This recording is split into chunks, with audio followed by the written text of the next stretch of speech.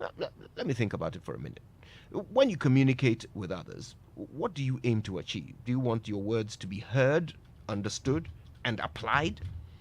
When you criticize someone, when you tell them that inconvenient truth that they need to hear, do you actually want them to hear it? Do you want them to take your observation seriously and act on it? If you do, then should you not present your message in a manner that would increase the chances of it falling on fertile ground?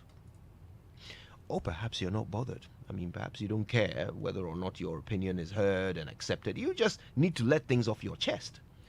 Well, if that is the case, then the person you're speaking to doesn't actually need to hear it. You can vent your spleen in the comfort of your own home and spare the feelings of the person you're criticizing. Unless you don't want to spare their feelings, unless the purpose of your words is to hurt their feelings. My dear friend, if you are known for being brutally honest, today I want you to ask yourself why you do it.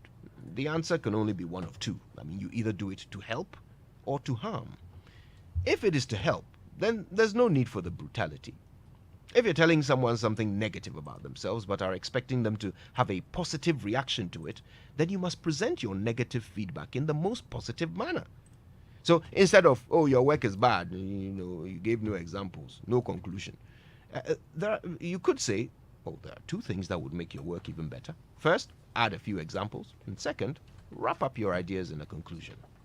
Now, both statements are true, but which one is more likely to result in positive action? For some people, politeness and courtesy is just pointless window dressing and no substitute for brutal honesty.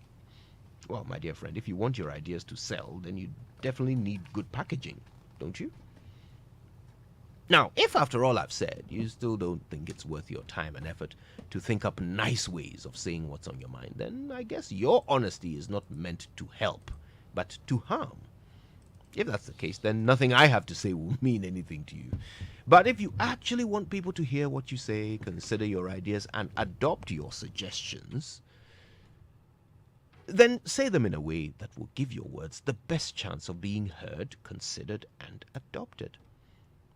Words are everything, my dear friend. Words are how ideas are transmitted. The words you choose will determine whether you are transmitting a disease or a cure. My name is Joy99.7FM, and if you ever catch me choosing my words carefully, it's because I'm choosing them for you. Good morning, Ghana.